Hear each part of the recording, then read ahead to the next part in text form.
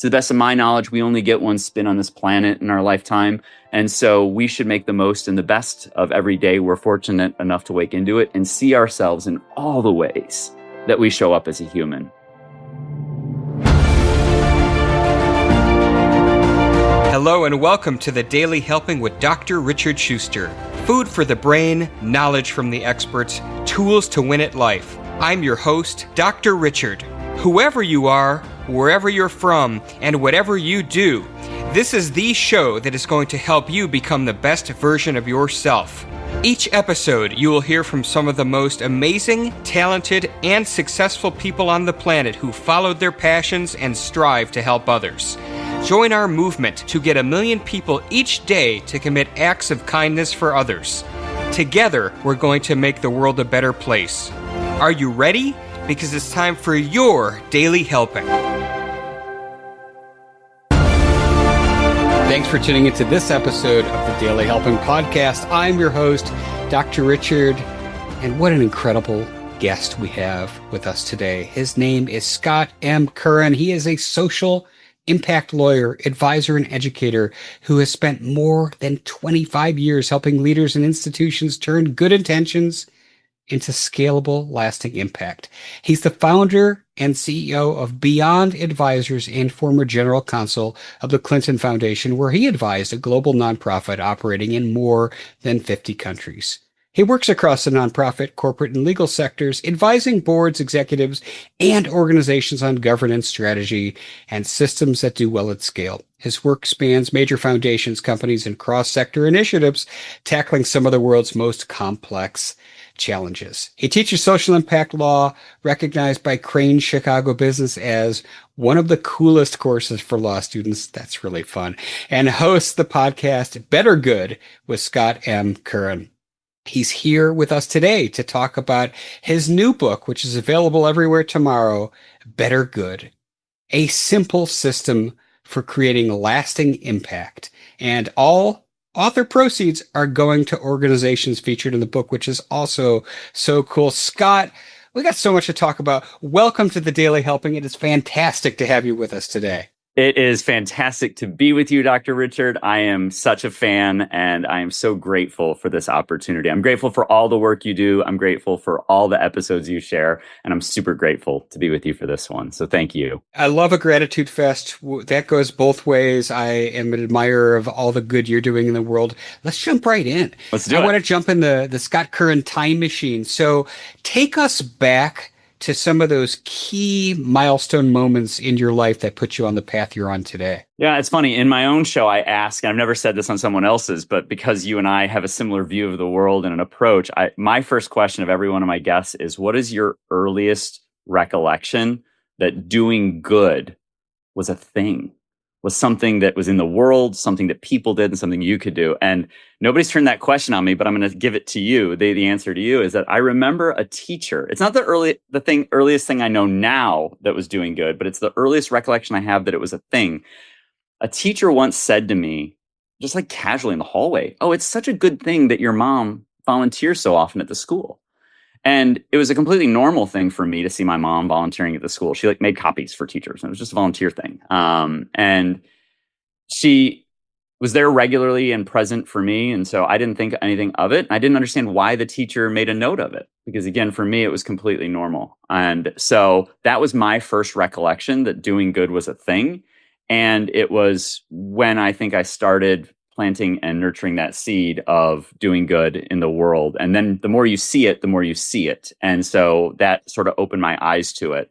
And that's when it began for me. It was great examples of adults in my life who cared and did good in their lives and in their work. And I think that was the thing that started this focus in my life. But as you went off to college, that was kind of there as your operating system, right? Like you're going to go down and do things that help people. But, you and I are pretty close in age, and you went off to law school, and you very quickly started doing things that most lawyers don't do. Was that an intentionality thing for you, or were there events that kind of happened to lead you down that path? I think for a lot of us, we all struggle with sort of this idea of work-life balance. And I've always thought, and now increasingly frequently say, as I especially mentor or speak with students or young people or other people who reach out to me for interviews or informational interviews or are in my class that I teach, I say, listen, I don't believe in work-life balance as separate things. I believe in work-life integration because work is part of life and life is part of work. And I think if we're aware and intentional about that reality, we start seeing good in all we do, both in life and in work. And so for me, as I was a young lawyer, and I talk about this in the book, I didn't think I had any extra anything. I didn't think I had extra time, extra money. And I was very insecure about whether or not I had any talent, because young lawyers are learning that they don't learn everything about practicing law from law school. And that happens early in the career. So I really didn't think I had anything extra to contribute, but I started finding opportunities to be of service to others in my life and in my work. And so my first pro bono experience, which is what I write about in the early part of the book, was sort of showed up on my own doorstep. And that was when I realized, as a professional in the world, as an adult in the world who was no longer in school, but was now in the workplace, I could actually do something completely different than I'd done before. And while I still did those things like volunteering or recycling or being a good human and opening the door for people or caring for my neighbor, I could actually start doing things in and with my work as well. And I saw that beautiful integration of life, work, and doing good across both start to expand in real time. And that opened the door and the path ahead of me, which I feel has only ever gotten wider as a result. Which then took me on some crazy detours and adventures in my life, both educationally and professionally and personally. So, which still unfold today. Any of those that resonate, that feel fun and you want to share with us? Yeah, I mean, the background of it is that I went to law school in the late 90s at a time when there was no such thing as unemployed lawyers. It was a wonderful time. It was pre-first .com bubble burst, so that dates me a little bit. But everybody got jobs. And so if you went to law school, you didn't have to be a lawyer to get a great job. And you could go in-house, you could go into a different industry, but you had this credential that helped you. And so I never expected to be a lawyer. I thought I was going to go to law school, get the education, and that the journey would unfold for me in a new and exciting direction. But I wound up practicing corporate law for 5 years. The patterns of life and the patterns of the profession pushed me into a pretty traditional job. I was a young 24-year-old corporate lawyer at a law firm practicing and learning corporate law. But I was always looking for that something else. I was always curious about what I would do next. And I still absorbed everything I was learning, and I still leaned hard into being the best young corporate associate I could be. But I was also always looking for what might come next. And that showed up in the form of a very serendipitous night where I heard something about a Master's of Public Service degree that was being offered for the first time in Arkansas. And it was one of those like butterfly effect things. Any number of small little details could have gone the other way, and my life today would be completely different. But through a series of things, I'm happy to unpack further another time. I Googled, I clicked, I read, and very long story short, I applied to this Master's of Public Service degree program and pivoted my entire life. I left corporate law. I was engaged to be married to my now wife, my then girlfriend, or fiance. And we halved our salaries, doubled our living expenses, and moved to Arkansas so that I could get a Master's of Public Service degree from a school that never before existed, because I was in the first class, had no alumni. And with no degree in public service previously being offered, there were no alumni or clear career paths. So many people thought, are you sure this is a good idea? But it was an adventure. And I was like, well, what's the worst case scenario? And the worst case scenario is that I can go back to Chicago and practice law at my old law firm. That's a pretty good worst case scenario, which again, the better your safety net, the greater risk you can take, which is a lot of advice I give other people as well. And so we went, and it completely changed my life. It introduced me to the study of public service, the practice of public service. There were practicum and capstone projects that opened up new places and people and projects to me, including a sweet potato storage and distribution facility in southeastern Arkansas, one of the poorest parts of our entire country. And I learned all kinds of things about that and from that. And that kicked me into an internship at the Clinton Foundation, where I had no expectation of going, much less staying. I had no connection to the Clinton world, no affinity for it one way or the other. And then that just took me on an adventure. I wound up as a 30-year-old intern in the Harlem office of the very young Clinton Foundation at the time in 2006. and wound up getting a fellowship for 1 year. Never expected to stay in that very long.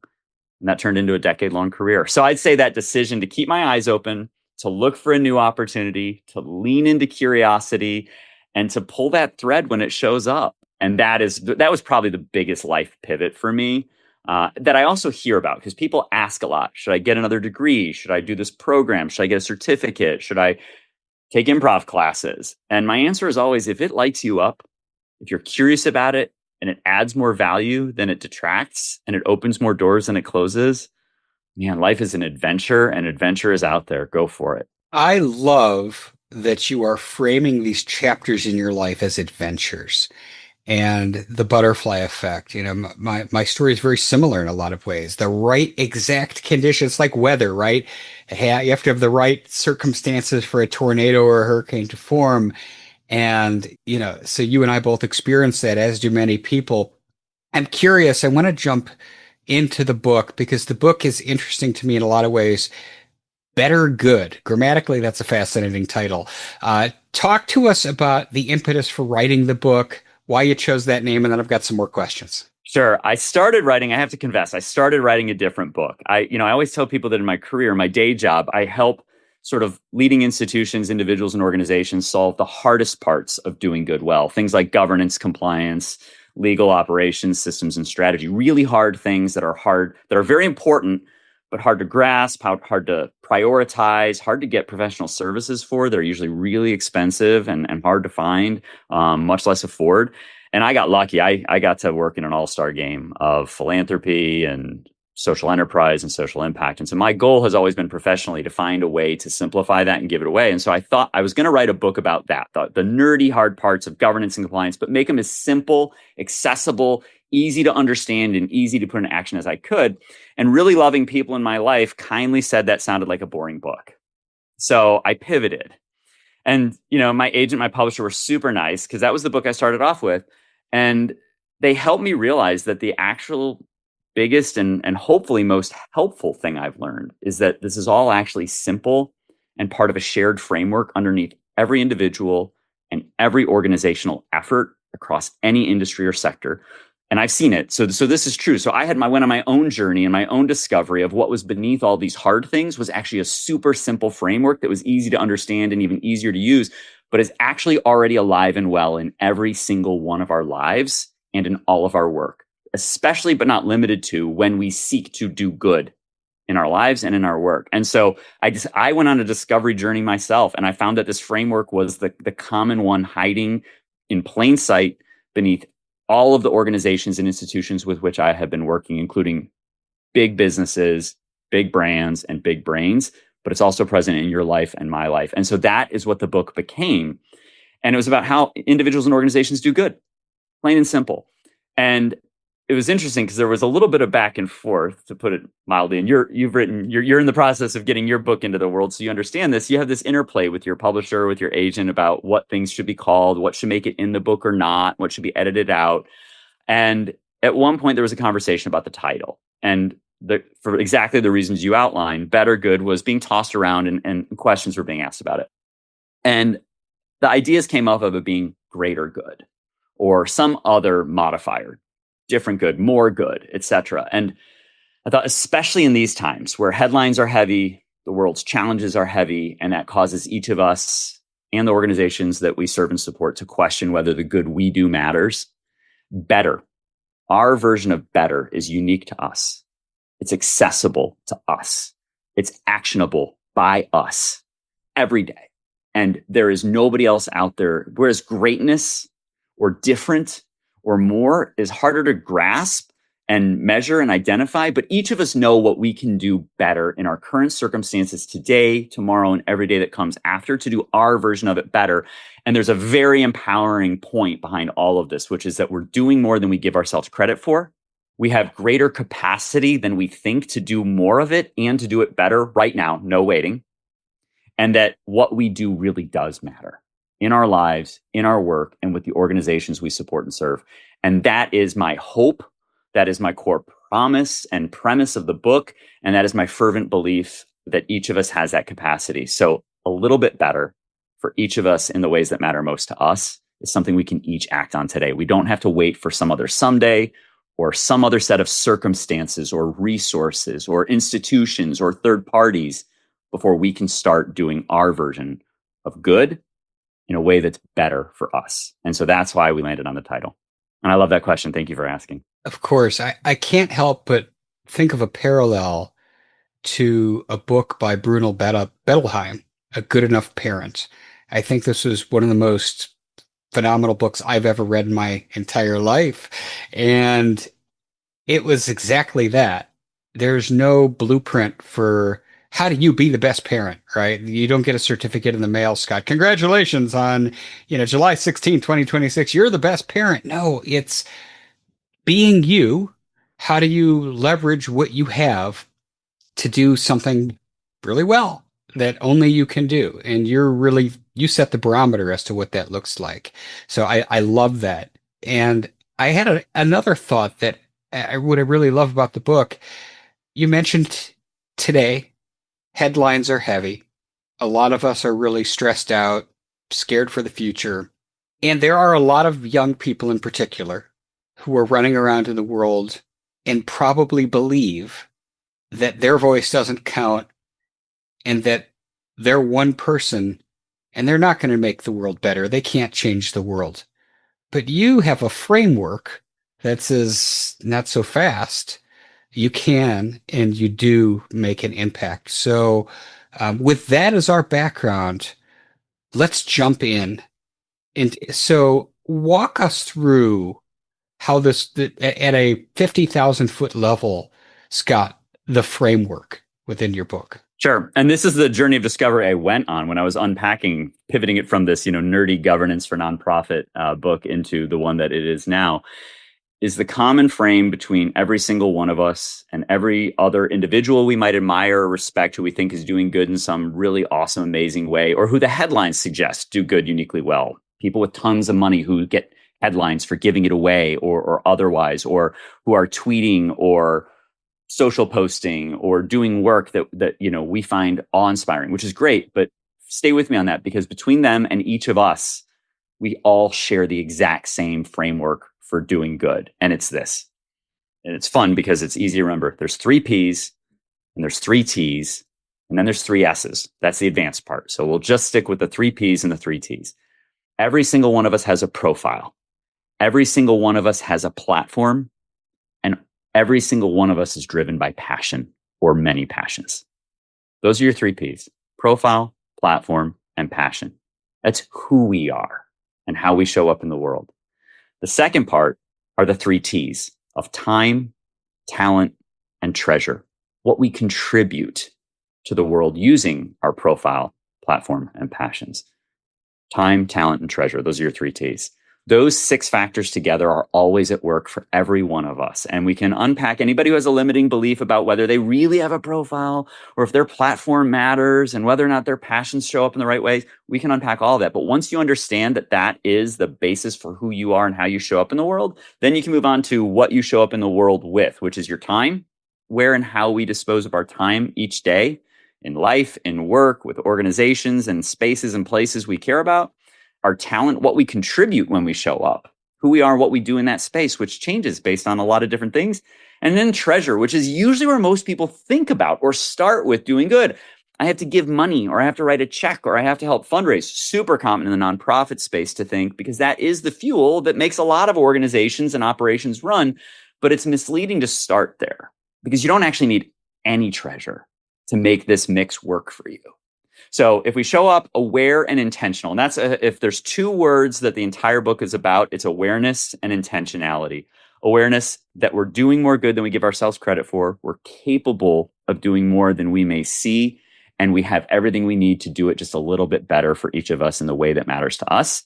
Then we can talk about how we use those assets of our time, talent, and treasure for the good we want to do in the world. And that's it.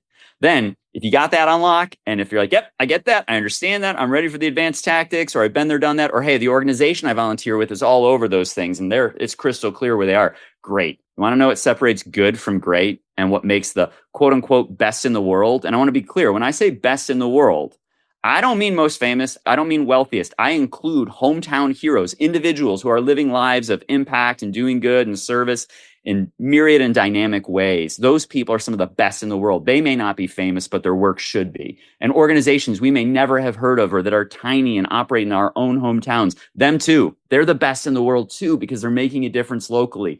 I don't just mean the big businesses, brands, and brains. There's a perception that those are the institutions. No, no, no, no, no. The three S's apply to every one of us. It applies to our own individual lives, to local organizations, to our colleagues, et cetera, et cetera. And the three S's are scale, doing more of what works, sustainability, doing it over the long haul, and storytelling, telling the story of the cause, our role, why it's important, and inviting other people into that story with us. Even if we're just raising awareness about a cause that matters to us or our community or the world, just raising awareness these days and telling a story about that is something we all do because we have these devices in our hands, in our pockets, and on our desks that connect us to each other. And there's a lot of downsides to that. But I'm a super stubborn optimist, and I know you are too. And I see the world not through rose-colored glasses or toxic positivity. I work on some of the hardest issues with organizations that are working really hard to move very intractable needles. I am deeply rooted in a pragmatic reality of the world as it is today. But I include at the end of the book a reference to Mr. Rogers, who taught me as a kid. I'm a Gen Xer, and so I grew up with Mr. Rogers in my home, that in times of difficulty and challenge and trouble, if not outright terror, we should be looking for the helpers. And we are all helpers. We are all the lights of our neighborhood. And when we see ourselves that way and show up that way, we will find other helpers doing this work. And so when we tell the story of what we care about, what we're committed to, how we engage, the difference it makes, and how others can join us, some people may just be quietly inspired by you and that story you tell. You may never hear from them. They may never like the post or comment or show up with you, but they may see your example and learn from it. And that's why storytelling, which has been a constant throughout human history, going back to paintings on cave walls, to what we choose to share and how our algorithm responds to what we consume, storytelling is fundamentally a part of it. So that's it. Your profile, platform, and passion, plus your time, talent, and treasure, and how we approach the issues of scale, of doing more of what works, sustainability, doing it over the long haul, and telling stories. That is the absolute framework behind every individual and every organization who has ever done good well that any of us look at and admire. And it's applicable to our own lives, our own work, and the organizations we serve and support. And it is a wonderful place to be. So I'm hoping other people see it. And the more you see it, the more you'll see it. The more it works, the more it works. I've seen this at scale with every and any type of person and organization trying to do good in the world across every sector. It is always at work. And I am dang excited, as you can tell, about sharing it with the world. Hey guys, Dr. Richard here. For the past 7 years, I've been privileged to bring you incredible guests who are changing the world and can help you become the best version of yourself. I'm really excited to share with you a new quiz that I created based on my clinical training that will curate for you a custom list of my top episodes and actionable strategies to help you wherever you are on your journey. All you need to do is go to drrichardschuster.com to take it, and it's 100% free. You'll be taking the next step on the journey to unlocking the power of you, and I can't wait to see where you'll go.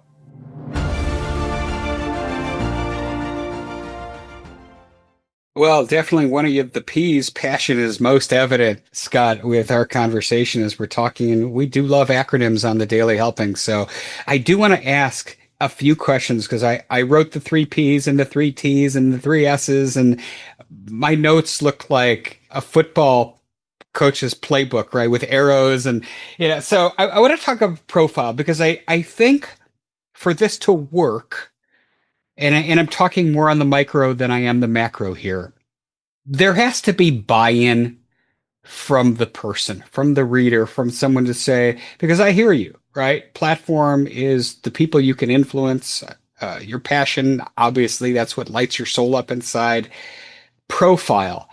There may be some people that hear us talk about this, Scott, and they're immediate reaction is, okay, Scott, I hear you, but I'm nobody. And, so they think their profile is maybe unworthy or not at a level to be impactful. So for somebody who has that line of thinking, what are some of the strategies we can use to, brush away that dust and shine that inner part of us that is more capable of helping than we may realize? The first thing you can do right now is grab a Post-it note and a pen and a note on your smartphone, whatever, and just start taking an inventory because it's going to happen really, really fast. If you want to use the tool I offer, you don't have to get the book. You can go right to my website and get the action plan and start filling it out. It costs you nothing.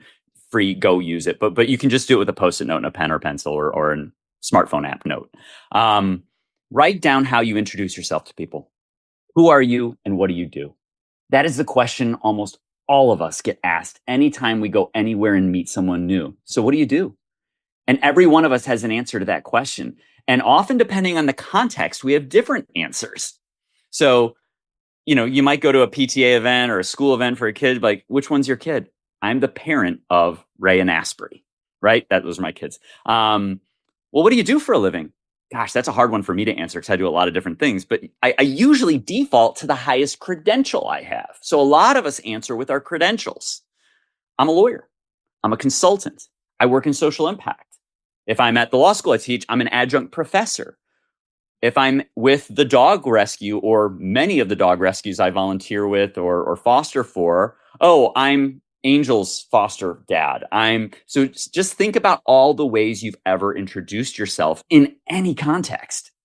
New member to church, I'm a new member. Think about all the way, and then think that once you start writing those things down, go one layer deeper on what that means for who you are, what you care about, and how you show up in the world. Why do you spend your time or your talent or your treasure in these places and in these ways?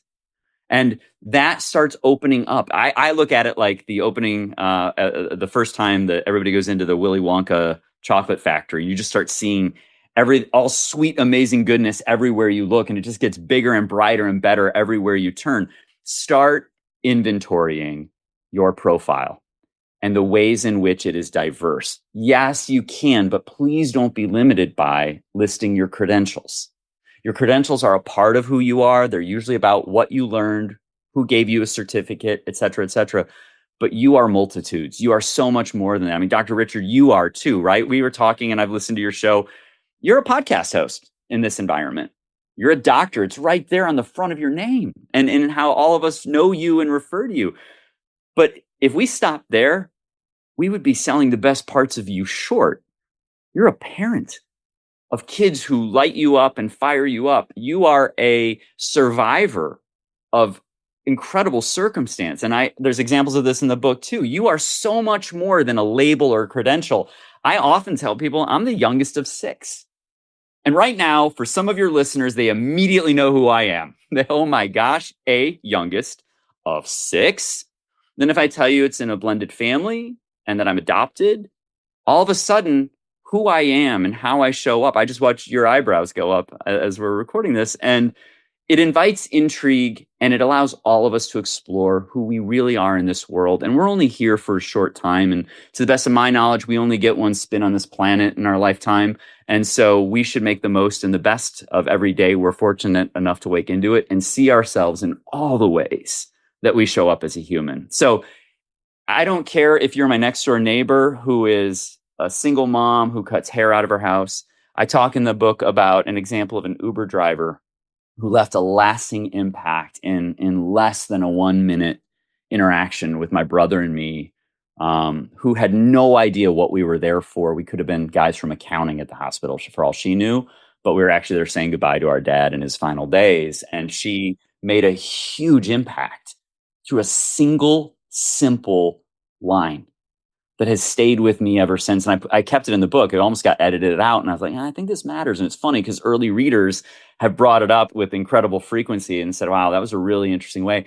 That profile of that Uber driver and the impact she has had on my life. And I hope people who read that very short, brief part of the book, which is she's not a central figure. There's a lot of people who I talk about throughout the book and how they show up in different ways. And also just remember, our profiles change over time and when and where and how we show up. So the gift I hope people get from this is really that awareness and intentionality about who we are and how we show up. And then that's just in the profile. So I hope that gives people an idea. And, whether you get the book or not, please see yourself as so much more, because we all are, and we're worthy of it. And don't let headlines or social media followings or counts or anything else ever define who you are. I say this to my kids and their friends all the time, is that none of that and no one thing will ever define you. We are so much more than one credential or identifier. And when we lean into that, and especially we do it with a lens for doing good in the world, gosh, it gets exciting and fun. I feel like there's been about 10 mic drop moments as you've been talking that were so profound that we could have ended on. But I think we're laying a really beautiful foundation here, Scott. And I'm glad we went a little deeper on the profile, because I think for somebody listening to this who really doesn't have that clarity on who I am and how I can help, you just said a random Uber driver just happened to be there and said something to you in a very short ride that really impacted your life. You never know how what you do will create a ripple effect that helps other people in a meaningful way. And how much that matters, that every moment matters, and how we are, who we are and how we show up in each moment with an eye towards how we can do good in the simplest of ways.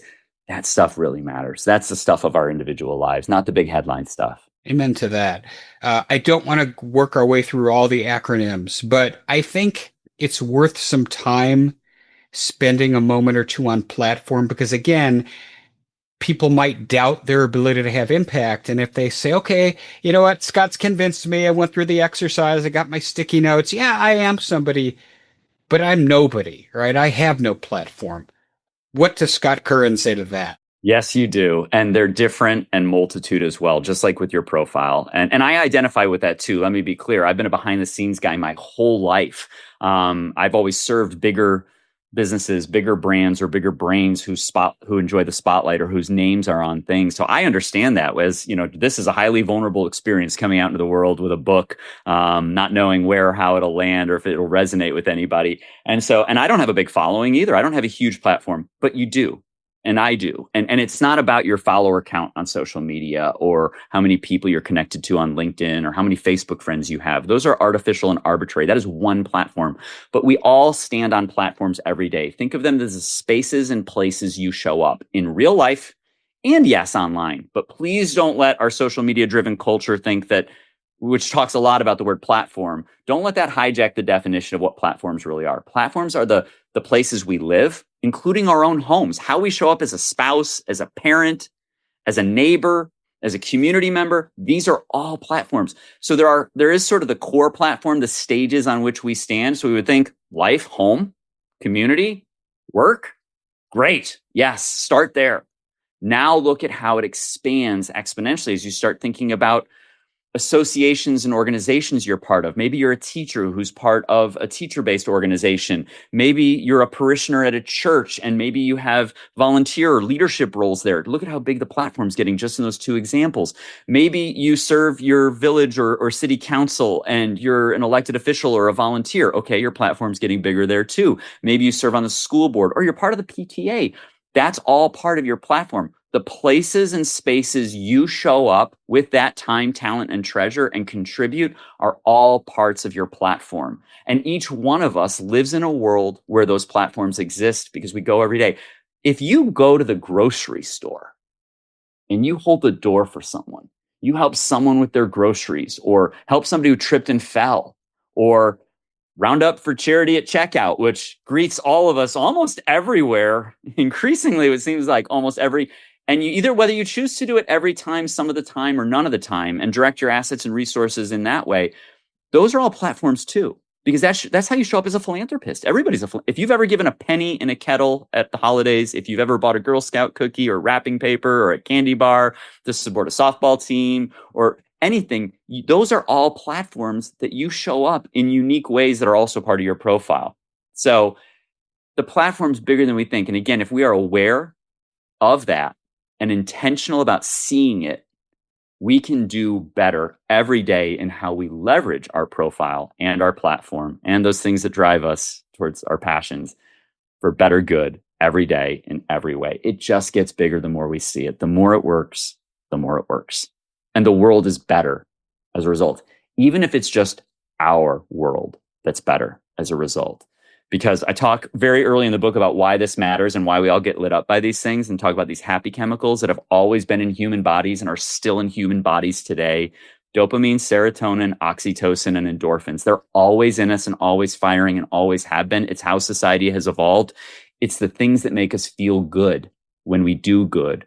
And even when we just see others do good. You don't even have to be the one doing it. You can observe it in real life or online. It's why we love those videos.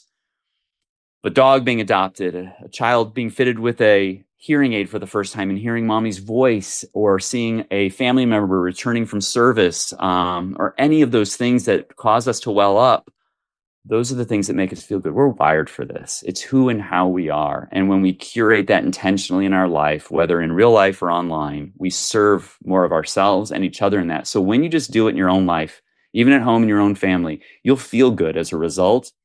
And you'll set an example for others. And enthusiasm is contagious, and doing good is contagious. And in a world where headlines are heavy and challenges are very, very real, it matters that we start with ourselves and start in the places we already live and work. So use your profile, use that platform, and let that flywheel of momentum start turning for more and more good in your life and in your work. You might have just done this, but as you know, Scott, I wrap up every episode by asking my guests their biggest helping, that single most important piece of information you want somebody to walk away with after hearing our conversation today.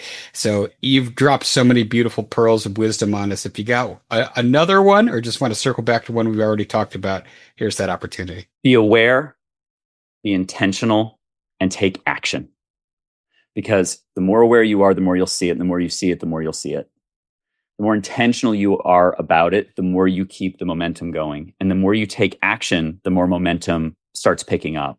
And momentum begets momentum. And it creates a flywheel effect in your life, in your work, with the people you know, love, serve, and care about in this world, at home and outside of it. Take action by being aware, intentional, and keep going. The book is Better Good, a simple system for creating lasting impact. That's available everywhere in the world tomorrow. For those of you in the car at the gym, we got you covered. We'll have a link to that in the show notes. But Scott, if people want to learn more about you and all the great things you're doing in the world, where can they find you online? They can find me anywhere they like at scottmcurran.com. That's my personal website that'll take you anywhere else you want to go. I'm also on LinkedIn and active there, and I love meeting people there. I find that we're still real there, and we're all trying to help each other towards good work in our life.